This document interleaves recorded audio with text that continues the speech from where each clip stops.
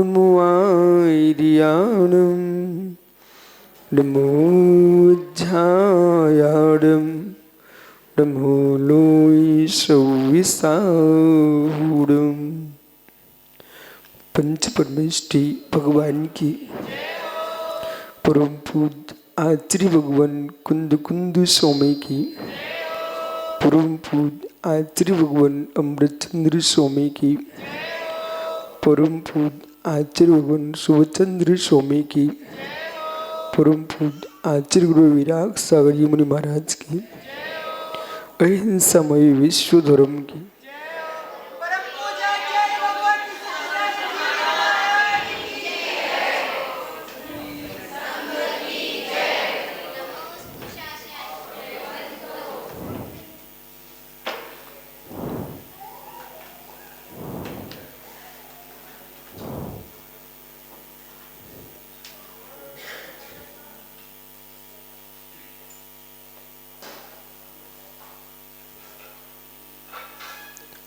बंधु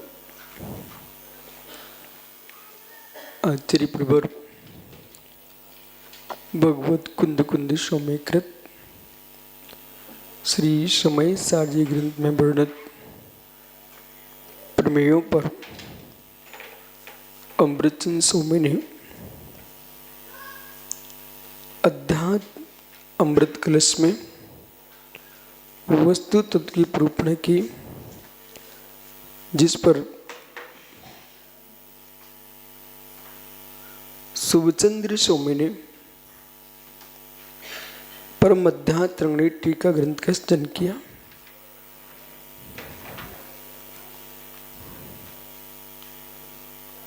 आचार्य अमृतचंद्र स्वामी ज्ञानी जीव के बंद नहीं है, ज्ञानी जीव के आश्रव नहीं है, इस तत्व की निरूपण को कर रहे हैं। पर समझना चाहिए यहाँ पर मात्र शास्त्र ज्ञान की व्याख्या नहीं है। स्वरूप लीनता, आत्मानुभूति, आत्मा प्रतीति, स्वसंवेदन, स्वानुभवन, तत्व प्रतीति, शुद्धोपयोग की धारा में युक्त योगी ही वास्तव में परम ज्ञानी है। उपचार व्याख्याएं अनंत हो सकती हैं, पर मुख्यार्थ व्याख्या यही है। पुनः 120वें कलश में सरवाह सागर जी, तुम्हारे मोहल्ले में बहुत हलचल खटर पटर, इस पट्टे की माला रखवा देना।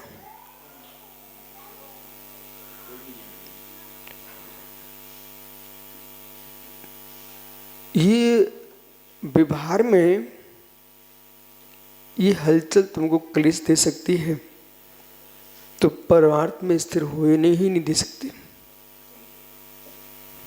और परमार्थ में लीन होना है तो व्यवहार जगत की संपूर्ण व्यवस्थाओं को निषेध किए बिना विराम लेना है।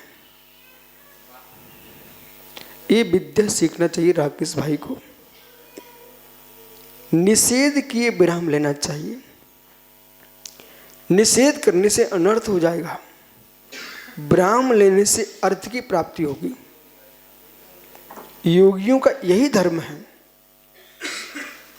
जैसे कि श्रावक द्रव्य पूजा करता है, उसे करना चाहिए। मुनिराज द्रव्य पूजा नहीं करते, उन्हें नहीं करना चाहिए। पर जिन्हें नहीं करना चाहिए, उन्हें पूजा का निषेध भी नहीं करना चाहिए। बराबर। आप श्रमण धर्म में तल्लीन हो, आप योगी हो, आप निरालंबन भक्ति को प्राप्त करो, अद्वैत भक्ति को प्राप्त करो, स्वरूप में लीन होने की क्षमता आपके पास प्राप्त हो जाइए।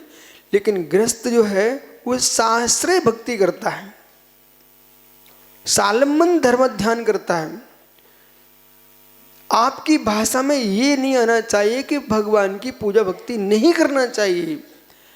आपकी दृष्टि में ये होना चाहिए, गृहस्थ को तो करना चाहिए पर योगियों को निज में लवलीन होना चाहिए। तो निराश्रय होना चाहिए, निराश्रय में लीन होना चाहिए, साश्रय का निषेध नहीं करना चाहिए। अन्यथा जैन आगम में दो धर्म की व्याख्या है, श्रमण धर्म और श्रावक धर्म। यदि आपने श्रमण धर्म के कारण श्रावक धर्म का निषेध किया है तो आपको श्रावक धर्म की हत्या का पाप लगेगा। और यदि गृहस्थी के धर्म की प्रधानता करके तुम व्याख्या कर रहे हो, उसको तुम श्रवण धर्म में भी स्थापित करना चाहते हो, मुर्दाजों के हाथ से भी तुम आरती उतरवाना चाहते हो, तो आपको श्रवण धर्म की हत्या का दोष लगेगा। इसलिए श्रावक धर्म जो है प्रवृत्ति मूलक है, श्रवण धर्म निवृत्ति मूलक है। बोलो राकेश भाई बराबर। श्रवण धर्म निवृत्ति मूलक है और श्रावक धर्म प्रवृत्ति मूलक है। और प्रवृत्ति मूलक धर्म को आप निषेध में देखते हो तो आप श्रावक धर्म के विरोधी हो। अब प्रवृत्ति किसमें करना चाहिए? सुनिए, श्रावक धर्म की प्रवृत्ति नहीं होगी ना, आप पंडित जी ब्रह्मचारी बनकर जी नहीं पाओगे। अब मैं आपको थोड़ा दूर ले जाके व्याख्या करता। श्रावक धर्म में की जो प्रवृत्ति है उसका निषेध किसी भी मुनि ने किया, वो अपने मुनि धर्म का पालन नहीं कर पाएंगे। श्रावक धर्म की प्रवृत्ति है, वो चौका लगाता है। ये धर्म है कि नहीं उसका? मुख से बोलो ना। दान देना धर्म है कि नहीं श्रावक का? आवश्यक है ना?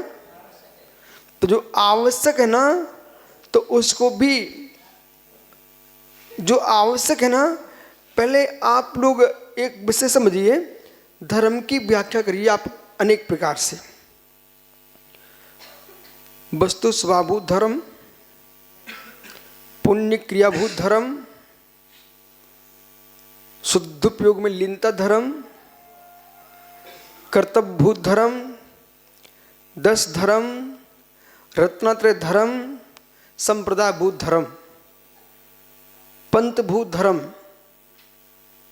ये पंथों के धर्मी बैठा वो पंडित। अब पंडित देखना, हम निश्चय धर्म वाले हैं, हम व्यवहार धर्म वाले हैं।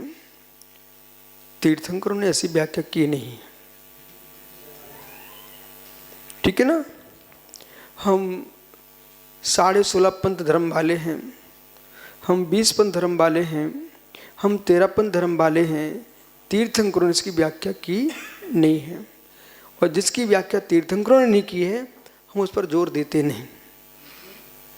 अगला प्रश्न, संप्रदायभूत धर्म, जैन धर्म, हिंदू धर्म, बौद्ध धर्म, ये क्या है? संप्रदायभूत धर्म है।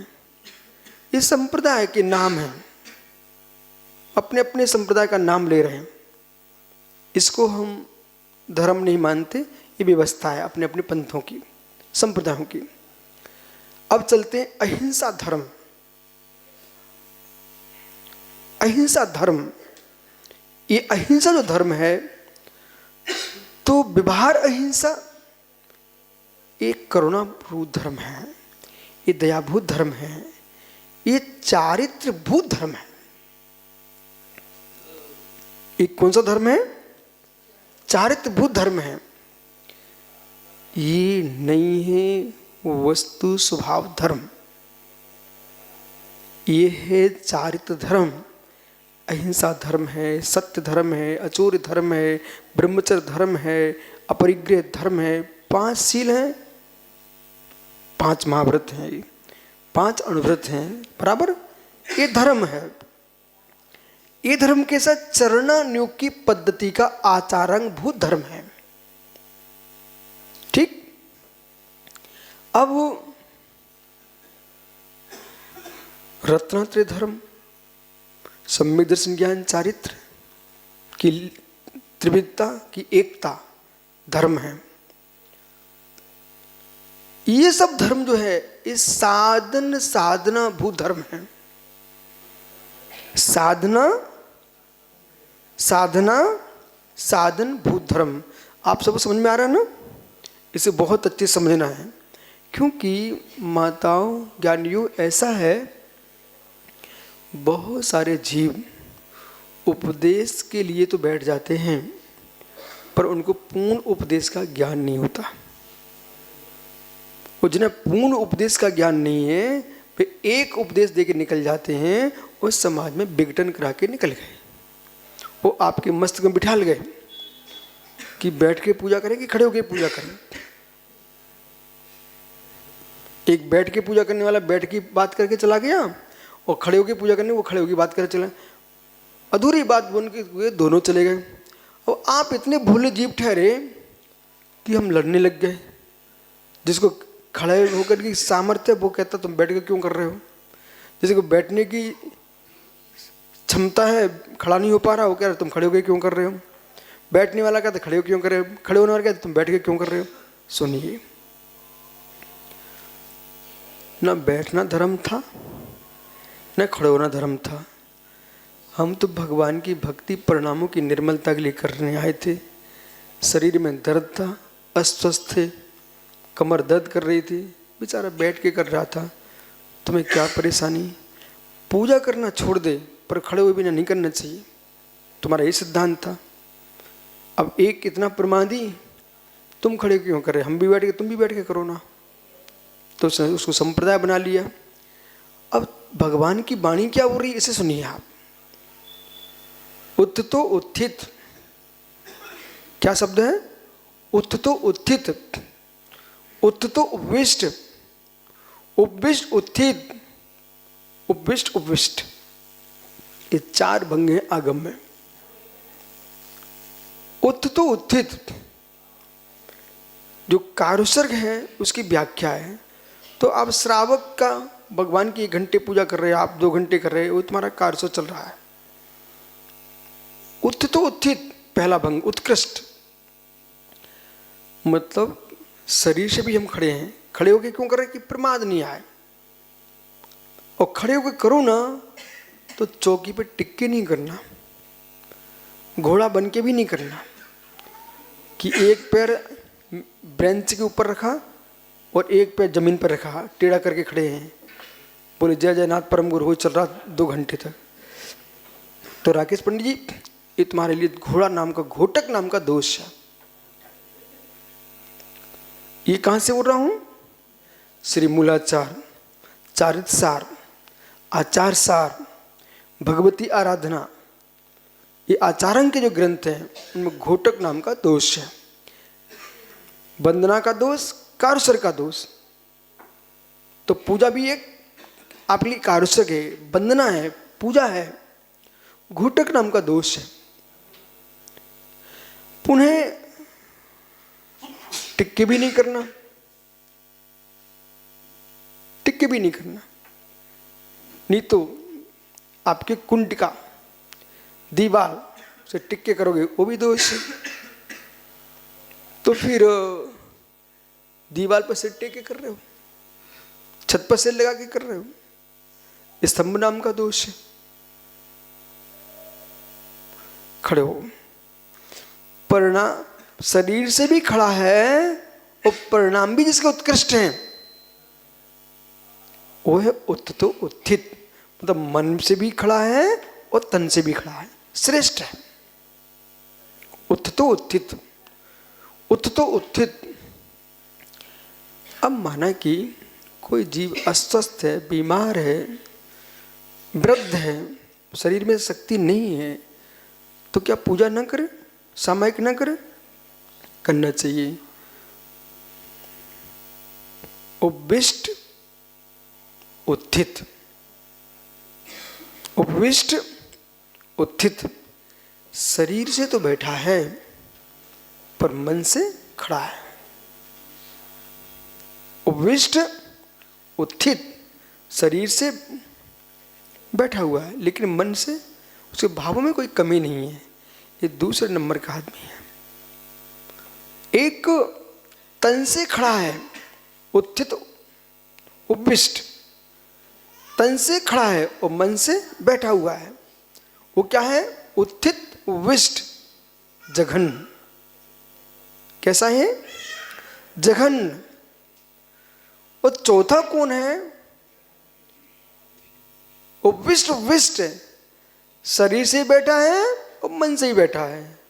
अब बैठे बैठे भैया तखत बैठे, पलंग पे बैठे, कोई महात्मा जी चौकी बैठे हैं, बस बैठे बैठे वहीं कार्य कर लिया, मन नहीं लग रहा है, दिग्वंदना कर लिए भैया, प्राग दिग्वंतरे और क्रिया पूरी कर ले रहे हैं, वो बिल्कुल मन नहीं लग रहा है। वे उपविष्ट उपविष्ट हैं, ये अधम अधम लोग हैं। क्या है? अधम अधम, अधमों में अधम, जघन में जघन। उन्हें कोई फल ज्यादा मिलने वाला नहीं है। ठीक है। अब प्रश्न है ना, आगम में 4 भेद किए, तो अस्वस्थ है, यहाँ पर कोई व्यक्ति आकर के प्रवचन सुनने आया है, उसकी कमर में दर्द है, कुर्सी लगा के बैठ गया, मैं उसको कभी नहीं डांटूंगा, भगाऊंगा भी नहीं। उसकी विषमता क्या है? कम से कम यहाँ आके बैठ के प्रवचन तो सुन रहा है। हाँ, शौक से अहंकार में शरीर स्वस्थ है और 20 सभा में आकर उसने कुर्सी लगाई और दूसरे को पीट दिए हैं, उससे कि भाई तू क्यों कर्म का बंद कर रहा है? देखो, स्वास्थ्य भी खराब होना, अपन को कुर्सी लगा के बैठना भी पड़ जाए, तो ऐसा स्थान चुनना चाहिए जिससे हमारे माध्यम से दूसरे को विघ्न ना हो। और आप वृद्ध हैं, 80 साल 90 साल के मुनिराज हैं, ठीक है, और एक ये पिन्ने साल जैसे युवा मुनिराज हैं, ये भी टिक के बैठ जाएं, ठीक है, और ये बोले वे बूढ़े तो कर नहीं रहे अच्छे से, हमसे क्यों बोलते हो? बेटा, उनके शरीर को तो देखो, उनकी उम्र को तो देखो। एक सा व्यवहार मत कीजिए। आप विवाह हो, आप अच्छे से बैठो, वो वृद्ध है। तो ये अंतर समझना चाहिए, ऐसी व्याख्या करना चाहिए। किसी प्रकार का एकांत नहीं फैलाना चाहिए कि हम बैठ के करें, कि हम खड़ी होकर करें और तुम्हारा स्वास्थ्य बिगड़ गया, उठ ही नहीं सकते। अब प्रश्न ये कि कोई व्यक्ति की संलेखना चल रही है और उसको सामय करना चाहिए बैठ के अथवा खड़े होकर के, तो संलेखना के काल में बैठने की शक्ति नहीं बची, तो उसे सामयिक छोड़ देना चाहिए ना, क्योंकि सामयिक तो बैठ के होती है, तो खड़े होके होती है, सही है ना। अब उसको अब सामयिक करना छोड़ देना चाहिए। बोलो बोलो, नहीं छोड़ना चाहिए। अब बोलिए ध्यान से, न खड़े होना सामयिक है, न बैठना सामयिक है, न लेटना सामयिक है, परिणामों को समता में रखना इसका नाम सामयिक है। वे लेटे लेटे भी सामयिक कर सकते हैं। इसका मतलब निसंग सागर अभी युवा हैं, ये न ऐसी कहने लग जाए, ना बैठ के सामयिक है, न खड़े होके सामयिक है, न लेट के सामयिक है। हम तो कर सकते हैं लेट के सामयिक, और समता भाव सामयिक है। तो ये छलियों का धर्म नहीं है, ये विवेकियों का धर्म है।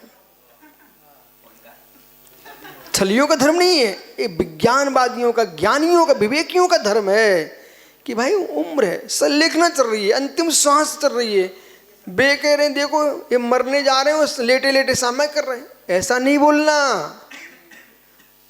बे तन से लेटे हैं, जिन्होंने अंतिम समय का निर्णय किया है। बोलो शांति साहब महाराज जी को 36 दिन की समाधि चल रही थी, मित्र विश्राम में थे, मतलब लेटे हुए थे, तो क्या लेटे ही थे? जिनके परिणाम भी गिरजा में लेटे ही लेटे हैं, पर जो शरीर से लेटे हुए हैं, मन के भावों की, आज मैं पानी का भी त्याग कर रहा हूं, सारा प्रत्याख्यान कर रहे हैं, ये शरीर लेट सकता है पर योगी का चित्त नहीं लेटता। वे परम योगी निर्वाण को प्राप्त होते हैं। बोलो बराबर बराबर। इसलिए व्याख्याएं बड़ी सुंदर होना चाहिए। तो श्रावक को मुनि धर्म और मुनियों को श्रावक धर्म, परंतु मुनि के बीच में श्रावक धर्म, श्रावक के मुनि धर्म की व्याख्या तो हो सकती है, बोले क्यों हो सकती है? यदि मुनिराज के धर्म की व्याख्या श्रावक के बीच में नहीं हुई प्रणव सागरी, तो मुनि धर्म का पालन करवाना भूल जाएंगे बेचारे। भाई आपसे कह देंगे महाराज जी एक आरती जला के दे देना, तो उन्हें मालूम नहीं मुनिराज सटे प्रकार की जीवों के हिंसा के त्यागी होते हैं। वे लाइट नहीं जला सकते, ट्यूबलाइट नहीं जला सकते, कुछ भी नहीं जला सकते, वे तो अंधकार में बैठे रह सकते हैं। द्रव्य उद्योग से शून्य हो सकते हैं पर भाव उद्योग से शून्य नहीं होते। आगम में दो प्रकार का उद्योत है। श्री मूलाचार्य जी में बटकेर सुमे ने दो प्रकार का उद्योत की व्याख्या की हुई है, द्रवोद्योत, भावोद्योत। तो द्रवोद्योत में सूर्य प्रकाश, चंद्र प्रकाश, रत्न प्रकाश, सामान्य अग्नि, ये सब क्या है? द्रव उद्योत। दीपक आदि ये सब क्या? द्रव उद्योत। और केवल ज्ञान भाव उद्योत। ज्ञान क्या है? मत्य सुतवधि मनाप्रे केवल ज्ञान, ये भाव उद्योत है। तो योगेश्वर बाहर के उद्योग से अंधकार में बैठ सकते हैं पर ज्ञान उद्योग से अंधकार में कभी नहीं होते हैं, ये भाव उद्योग में रहते हैं। इसलिए अब श्रावक कहे महाराज जी हमें पैर धोना मंदिर में, अपने कमंडल का पानी हमारे पैरों पे डाल देना, क्योंकि प्रणव सागर ने कहा कि मुनियों का धर्म श्रावक को नहीं पढ़ाना चाहिए। तो वहां पर उनको बताना चाहिए बालक मुनिराज किसी के पैर नहीं धुलाते, अपने कमंडल से अपने ही पैर धोते मात्र। साधुओं का धर्म अलग है और श्रावक का धर्म अलग है। ये ऐसा व्याख्यान राकेश भाई को करना चाहिए, परंतु ये विषय लेके बैठे तत्व निर्णय का, लेकिन गुणस्थान परक शैली से व्याख्यान नहीं करेंगे तो चौथा गुणस्थान वाला व्यक्ति अपने आप को 14वें गुणस्थान में समझ लेता है, उसके साथ अनर्थ हो गया।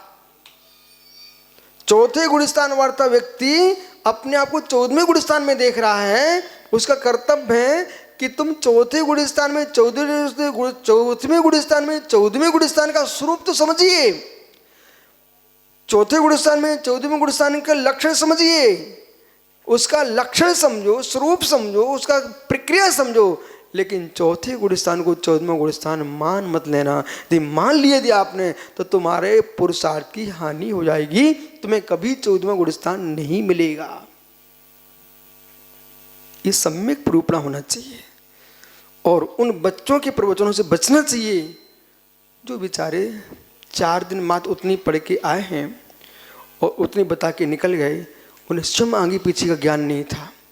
तो फिर माताओं आप तो स्वयं ज्ञानी लोग हो, समझ जाते हो, बालक है उसको बोलने दो, अपना नया बच्चा रहता है ना बोलने दो, उसकी कितनी क्षमता उतना समझ करके आगे निकले। अब वो बहुत जोर से बोल रहा है, ऐसा ही होना चाहिए, तो धीरे समझाना बेटा अभी तुम समझो, अभी तुम बाल हो, अभी तुम बाल हो, 2 ही तो संभालते बच्चों को, बच्चों को संभालने वाले कौन है? 2 बच्चों को संभालने वाले कौन है? 2 उम्र बाल को समझाती है जन्म देने वाली माँ और ज्ञान बाल को समझाती है जिनमानी माँ। ये 2 माता अपने पास हैं। उम्र बाल को कौन समझाता है? इस बच्चे को कौन समझाएगा? धवल देख बेटा अच्छे से बैठ जा, ये कौन समझाएगा? माँ। ठीक है, अब धवल के मन में पता नहीं क्या चल रहा है, तो ये कौन समझाएगा? जिनमानी माँ। बेटा अच्छे विचार रखो, अशुभ विचार करने से अशुभ बंद होता है, अशुभ विचार करने से परिणाम खोटे होते हैं, अशुभ कर्म प्रारंभ हो जाएगा। ये कौन समझाएगा? जिनमानी माँ। तो जन्म देने वाली माँ की उम्र समझाने की कम है। बोले जन्म देने वाली माँ समझाने की उम्र बहुत कम है, लेकिन भागीश्वरी माँ जिनमानी को समझाने की उम्र बहुत है। वो 8 वर्ष से लेकर के हजारों वर्ष के बच्चों को समझाती है, पूर्व कोटि वर्ष के बच्चे को भी समझाती है। कौन? माँ जिनवाणी।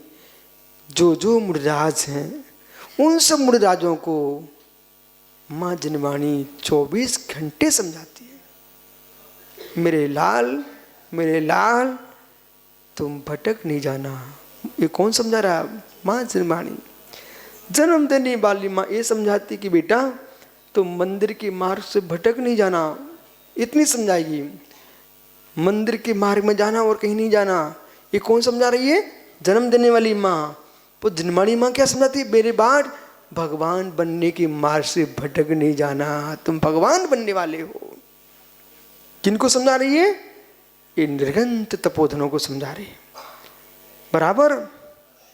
इसलिए अब राकेश भाई को समझना चाहिए उद्योत की व्याख्या कैसे करना चाहिए। अब पुनः मैं एक व्याख्या करता हूं आपके सामने। बोले जगत जो है द्रव उद्योत से द्रव उद्योत की ही पूजा कर रहा है। जगत जो है द्रव उद्योत से द्रव उद्योत की पूजा कर रहा है। जैन सिद्धांत कहता है द्रव उद्योत से तुम भाव उद्योत की पूजा करो व्यवहार से, और निश्चय नहीं से भाव उद्योत से भाव उद्योत की पूजा करो। अद्वैत यह अध्यात्म योगी का अद्वैत सिद्धांत। इसलिए अब संपूर्ण धर्मों की व्याख्या के बाद पुनः पहुंचिए लक्षणात्मक धर्म, स्वरूप प्राप्ति धर्म। 14वें गुणस्थान तक कारण समय सारभूत धर्म था, सिद्ध पर्याय कारभूत धर्म है। सिद्ध पर्याय कारभूत धर्म है, अरहंत अवस्था तक कारणभूत धर्म है। स्वीकार? यदि स्वीकार है तो अरहंत अवस्था तक संयोग केवली अयोग केवली गुणस्थान तक कारण समय सार है। मित्र फिर तुम चौथे गुणस्थान में कार्य समय सार कहां खोजते हो? कार्य समय सार कहां खोजते हो? कार्य समय सार का श्रद्धान है, कार्य समय सार का ध्यान है। चतुर्थ गुणस्थान से लेकर के 14वें गुणस्थान तक कार्य समय सार का ध्यान है। क्या बिंतल लगे हूं कर रहा भाई? हे जीव करो करो हूं क्लास पार्ट नहीं समझो।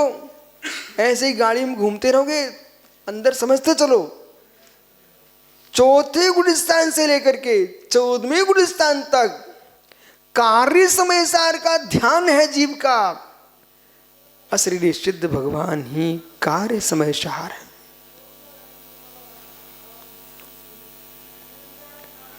और स्वभाव दृष्टि के शुद्धोपयोग की भावना की दृष्टि से चतुर्थ गुण स्थान में बैठा जीव शुद्ध निश्चय से अपने कार्य समय सार का ध्यान कर सकता है,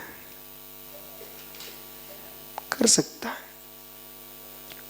वो भी दो प्रकार से। अब से समझिए, वो भी दो प्रकार से। कार्य समय सार का ध्यान दो प्रकार से होता है। कठिन हो रहा है क्या?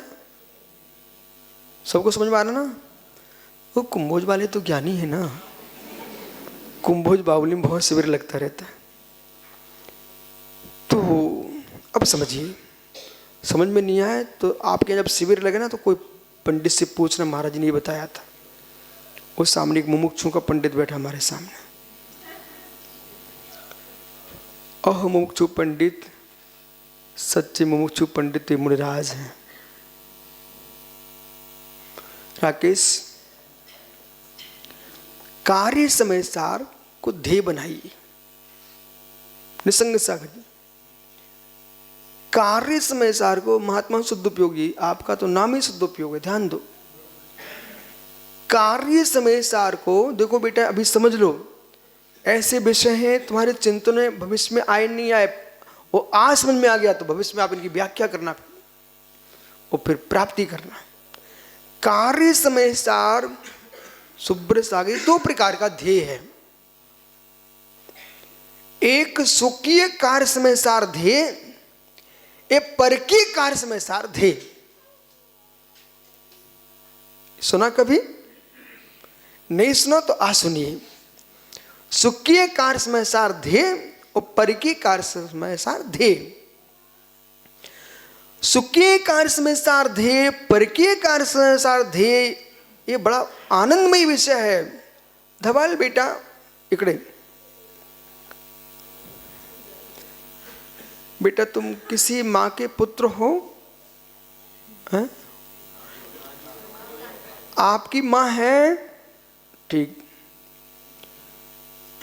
तो वो भाई बैठा ना, उसकी माँ नहीं है क्या?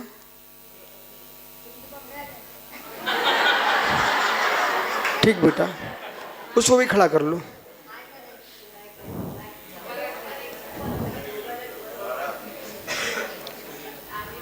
ठीक, सुन धवल, आपकी माँ है बेटा, ठीक।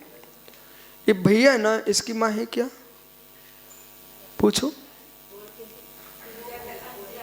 उसकी माँ है, ठीक। अब ठहरो, माँ किसे कहते हैं समझ जाना। धवल बेटा, माँ किसे कहते हैं?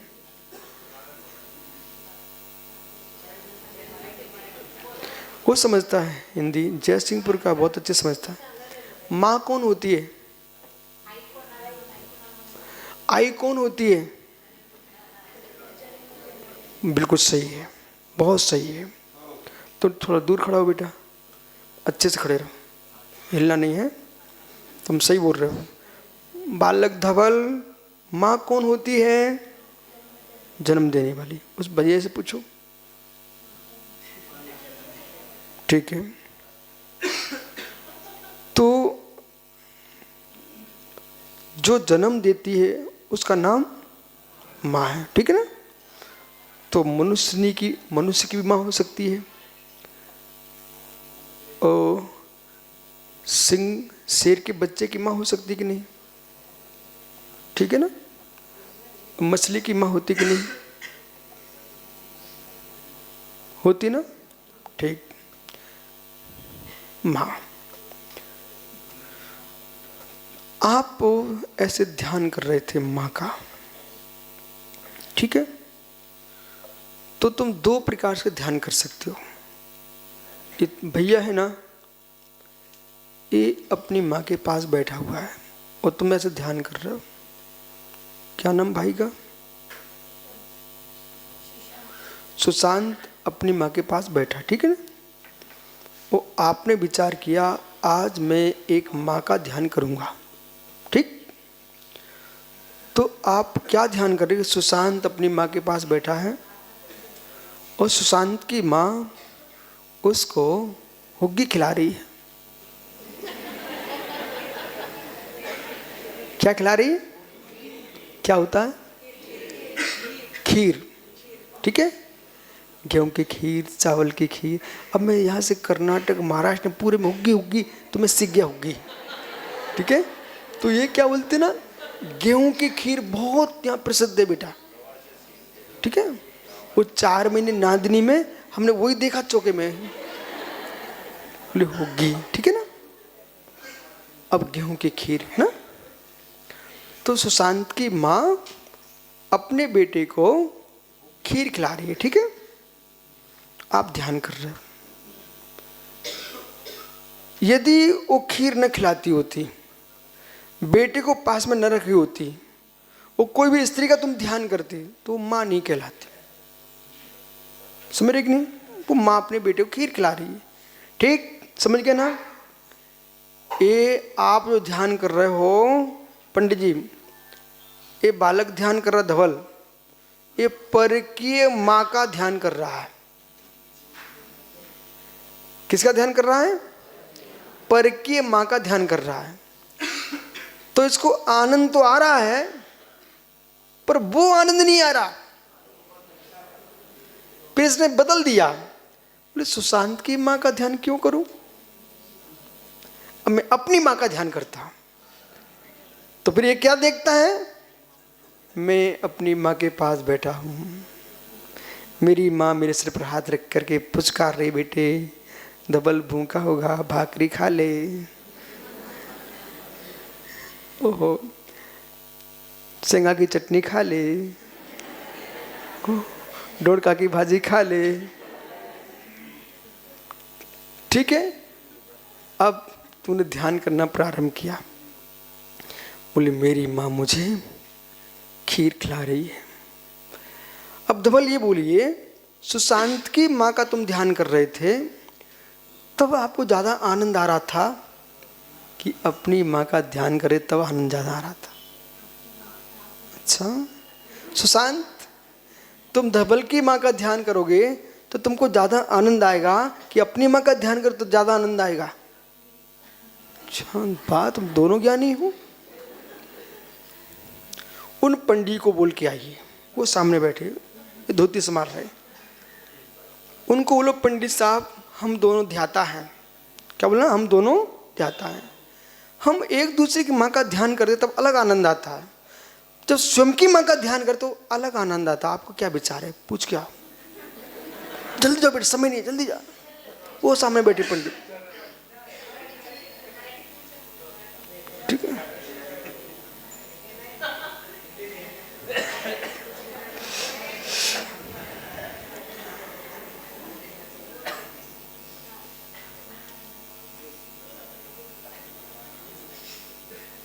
क्या हुआ?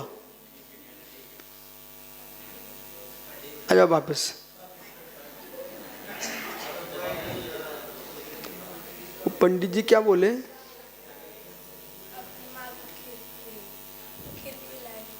का ध्यान अच्छा आनंद आता है। बैठ जाओ यहीं पर दोनों, अच्छे से बैठना। अरे भाई कहाँ जा रहा है? अपनी माँ के पास जा रहा है। अब सुनिए,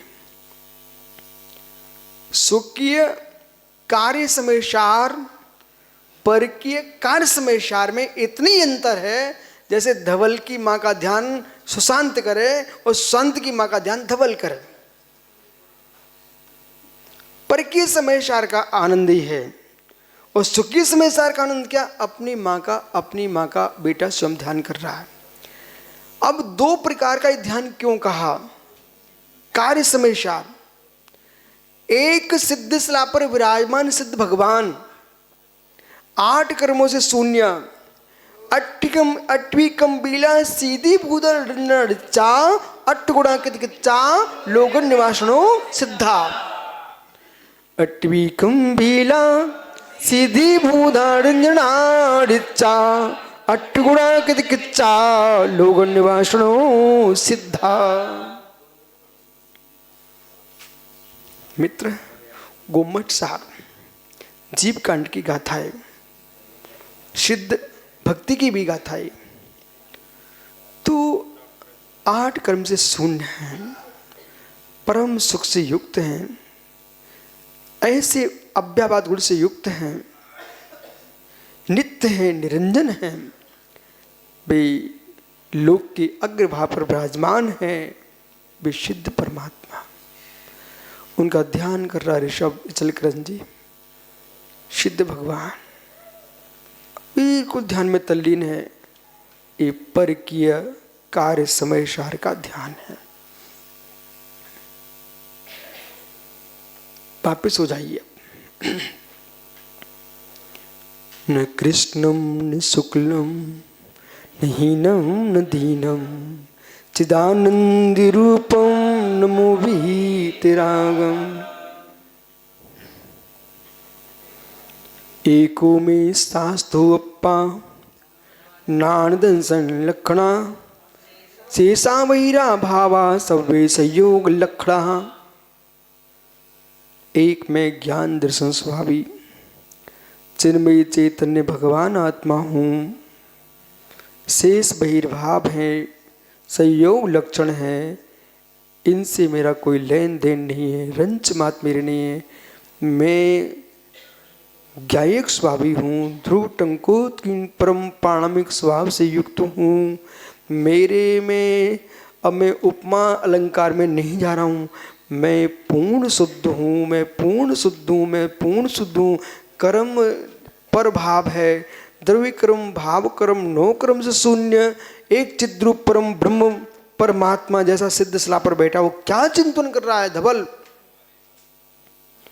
मल रहियो नाणिमयो दिवसी जारसियो सिद्धो तारसियो देयथो परमो बंभो मुड़े अब्बा।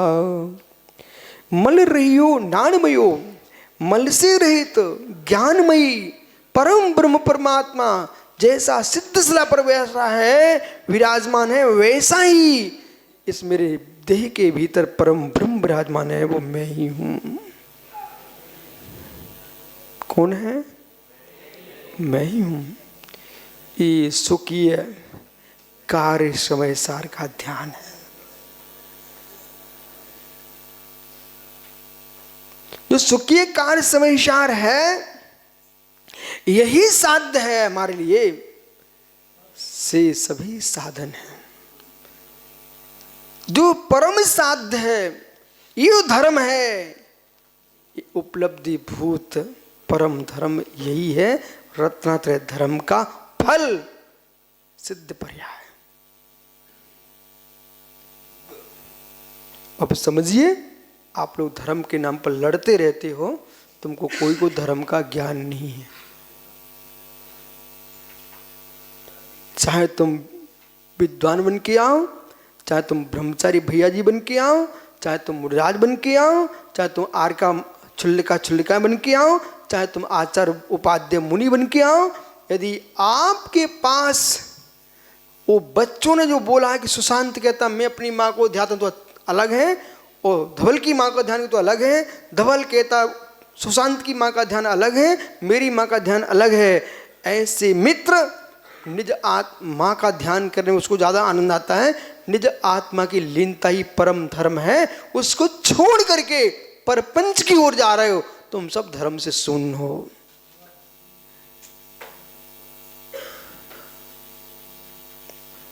परिणामों की निर्मलता के लिए सारी क्रिया है, ऋषभ क्रिया के नाम पर लड़ बैठता है। नहीं मित्र, नहीं मित्र, नहीं मित्र। भूखा है क्या? ऋषभ भूखा है? भोजन हो गया? अच्छा, क्या खाया आज? ईमानदार से बोलना, गड़बड़ नहीं। क्या खाया है? हाँ, इतनी दूर से तेरी बुआ जी आई है, जोधपुर से क्या लाई बुआ? देखा क्या बोल रहा है, बुआ जी आइए इसलिए घर में स्पेशल बना। समझ गया ना? तू कितना समझदार है कि मेरा उत्तर भी मिल गया, हमने अपनी बुआ का परिचय भी करा दिया। मित्र समझ, मेरी माँ ने कहा है तेरी बुआ आ सकती, तो मेरी माँ भी आई है। उसने कहा ऋषभ सुन, तुमने बुआ के आने पर विशेष बनाया, तो क्या बनाया? बोल बोल, कोई नहीं उठाने जाएगा, बोल। अच्छा, जोधपुरी बनाएगा। उनने बनाया कि आपने बनवाया? अच्छा, तुम्हारी देवी को सिखाया, तो तुझे डबल लाभ हो गया। बुआ भी खुश और तू भी खुश। मित्र समझ, माने कि ऋषभ को भूख लगी थी और ऋषभ ने आज पुलाव खाया, ठीक, पेट भरा, ठीक। वो भैया से पूछो क्या खाया?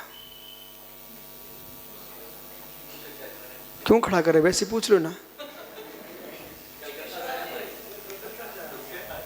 नहीं, वो तो आपका चेहरा में पहचान लिया, आप कलकत्ता से आए हो, लेकिन भोजन क्या किया आज? वो ही खाया। अच्छा, तो आप बैठ जाओ। अब समझो, एक मिनट भैया सुनो, आप घबराना नहीं, विषय कुछ दूसरा है। भैया जी भोजन हो गए? क्या खाया? बोल बोल भाई, सही सही बोलना है ना? है? रोटी की भाकरी? भाकरी, ठीक। सुनिए ऋषभ, आपने पुलाव खाया, भैया ने वही खाया, ठीक। अब प्रश्न ये है ना, उसने भाकरी खाई है, दोनों का पेट भरा कि नहीं भरा? ठीक। दोनों मंदिर आए कि नहीं आए? आए। प्रवचन सुन रहे कि नहीं? सुन रहे। एक भाकरी के बल पर प्रवचन सुनने आया, एक पुलाव के बल पर प्रवचन सुनने आया। परंतु हम क्या देख रहे हैं? दोनों धर्मात्मा जीव हैं, भोजन करके आए हैं, शुद्ध भोजन करके आए हैं। अवक्ष मांस आदि खा के नहीं आए, वो आना भी नहीं चाहिए, खाना भी नहीं चाहिए कभी, लेकिन दोनों भोजन करके आए। मित्र, दोनों का उद्देश्य क्या था? ठीक, शुद्ध भोजन से उदरपूर्ण। जैसे ऋषभ का पेट भर गया तो ऋषभ क्या भैया से कहेगा नहीं तुम भी पुलाव खाओ? बोलेगा क्या? तो क्या ऋषभ कहेंगे कि भैया से पुलाव खा के भैया कहेगा नहीं ये हटाओ फेंको तुम भी भाकरी खाओ? ऐसा होता क्या? दोनों पेट भर के आए हैं, दोनों आनंद से मां जनमानी का श्रवण कर रहे हैं, बराबर है ऋषभ। ऐसे ही धर्मात्माओं कर्तव्य है कि कोई व्यक्ति एक नारियल लेके आया है, कोई एक सुपारी लेके आया है, जिसकी इतनी आस्था थी, प्रभु चरणों में चढ़ा के चला गया। तुम लड़ो मत कि तुम्हें श्रीफल ही चढ़ाना पड़ेगा, लड़ो मत तुमको सुपारी चढ़ाना पड़ेगी। लड़ते हो तो तुम पागल हो। ऋषभ अच्छा है, फुलपा खा करके भूख मिटा के आया, रोटी खा के भूख मिटा के आया। अब चाहे तुम श्रीफल चढ़ा के जाओ, चाहे तुम सुपारी चढ़ा के जाओ, हमारे आदिनाथ स्वामी तुमसे लड़ने नहीं आएंगे, विश्वास मानो। वो पंडित जरूर मुस्कुराएगा, श्रीफल चढ़ाओगे तो थोड़ा अच्छा लगेगा। ये पंडित जी तो हमारे आगे बैठे हुए, ठीक है ना, अच्छा लगेगा, बराबर आप। तो ये आपका विकल्प है, लेकिन न पूज्यार्थ वीतरागे न निंद्या नाद विभांत वीरे तथापि ते पुन गुणस्थिर न पुनः चित्तम दुर्ताम जनेभ्या। हमारे जिनवर देव पूजा से प्रसन्न नहीं होते, निंदा से दुखी नाराज नहीं होते। हम उन भगवान की आराधना करते हैं जो कभी श्राप नहीं देते, वरदान नहीं देते, आशीर्वाद नहीं देते, हाथ पे हाथ रखे बैठे, इसलिए मैं उनको नमस्कार करता। यदि ऋषभ देव ने कहा विशुद्ध सागर आशीर्वाद, मैं नमस्कार नहीं करूंगा, बोला, विश्वास मानो। ऋषभ देव ने कहा विशुद्ध सागर जी जाओ तुम्हारी जय जयकार होगी, मैं नमस्कार नहीं करूंगा उनको। बोले क्यों? तीर्थंकर वरदान नहीं देते, तीर्थंकर आशीर्वाद नहीं देते, वे बीतरागी हैं। बीतरागी कब से ऐसा बोलने लग गए? मैं बीतरागी को मानता हूं, वितरागी को नहीं मानता हूं, समझे? बसा। इसलिए अब बोल ज्ञानी पेट भरा किससे? अरे वितराग भगवान से, पुलवा से, पुलवा से, ठीक है, पुलाव, ठीक है। अब भाई समझ, पेट भरा, भैया का पेट भरा, दोनों मुस्कुरा रहे हैं।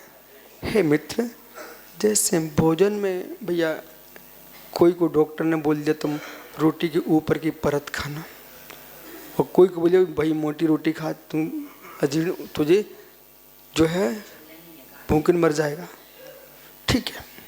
जैसे भोजन में तुम घर में युद्ध नहीं करते, ऐसे भगवान के मंदिर में भी युद्ध मत करो। प्रभु को तुम्हारा सिपाड़ी भी नहीं पाइजे, नारियल भी नहीं पाइजे, पाइजे क्या न को कुछ भी नहीं पाइजे। वे तो वीतरागी भगवान है, आपकी आस्था है, जिसकी श्रद्धा है, कोई सिपाड़ी चढ़ा के चला गया, कोई बादाम चढ़ा के चला गया, प्रभु को कुछ भी नहीं चाहिए। ऐसे भगवान को श्री ऋषभ नमस्कार करो, उन्हें कुछ भी नहीं चाहिए।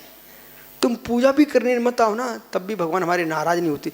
दुनिया के मंदिरों में तुम गए, पूजा करने गए, तो घर से उठवा लेते वे लग कर चिपक करके, बोले पूजा करने नहीं आया। लेकिन हमारे भगवान तो ये भी नहीं करते हैं। तुम्हें पुण्य कमाना है, पाप का अच्छे करना है, तो भगवान के पास आ जाया करो, ठीक है। बोलो सब बस, आपका समय हो गया। इसलिए ज्ञानियों, धर्म को समझो। आज का 120वां कलश की भूमिका हुई है, भी प्रारंभ नहीं हुआ, कल मिलते आपको, क्योंकि पंडित जी के प्रश्नों का उत्तर देना बहुत जरूरी था। वो जीव ऐसा है, विचित्र टाइप का विचित्र परिणाम कर लेता है, उसको समझाना जरूरी था। पर नहीं समझा, धर्म को समझने, कर्तव्य में धर्मा, ये सूत्र कर्तव्य तक है, ये स्वभाव धर्म नहीं है। जैसे धवल की माँ ने जन्म दे दिया, उसका कर्तव्य बच्चे का पालन करे, ये वाला धर्म है, ये राग भूत धर्म है। इस धर्म से मोक्ष नहीं मिलने वाला, समझ रहे कि नहीं? तो वीतराग धर्म से ही आपको मोक्ष मिलेगा, उसकी शरण में जाना चाहिए। पर बच्चे को जन्म दिया है तो माँ का धर्म है, उसको छोड़ ना दे, झाड़ियों में ना फेंक दे, उसका पालन करे, ये भी उसका धर्म है। बराबर माँ, या तो जन्म नहीं देना था, आर का बन जाना था, जन्म दिया है तो बच्चे का पालन करो। वो वैराग्य हो जाए फिर भी उसे भाग पर छोड़ देना, उसका पुण्य तेज होगा तो शमशान घाट में भी जीवन धर्म का जन्म हुआ, उसको भी पालन हुआ। विश्वास रखना चाहिए, विश्वास रखना चाहिए। मुक्त ऋषभ, कभी तुम बाहर गए, तुम्हारी मां सोचती बेटा भूखा होगा, तेरे बेटे की मां सोचती पति भूखा होगा, पर मुस्कुराता ऋषभ, उसको तो किसी ने ऐसे बुला लिया, बोले 50-55 साल का भी बच्चा कितना सुंदर लगता है, हो वो भोजन करा दिया। 60 साल का है। आइए देखो ऋषभ, संयमित रहना और भगवान की भक्ति कभी नहीं छोड़ना, गुरुओं के पास जाते रहना, वाद विवादों में कभी नहीं पड़ना, वाद विवादों में कभी नहीं पड़ना, वाद विवादों में कभी नहीं पड़ना। हाँ, समझाना, बस समझाने मत चले जाना। देखो मैं प्रवचन कर रहा हूँ ना, सबको समझा दिया, अब मैं चला जाऊंगा, अब तुम समझते रहना, ऐसे समझाना, लेकिन विवादों में नहीं पड़ना। क्यों? हमको यही पर्याय सर्वस्वनीय है, हमें भविष्य की पर्याय का भी ध्यान है, हम शुद्ध जैन हैं। आत्मा शुभावम परिभाव भिन्नम, आत्मा शुभावम परिभाव, आत्मा का स्वभाव प्रभाव से 3 भिन्न महावीर स्वामी की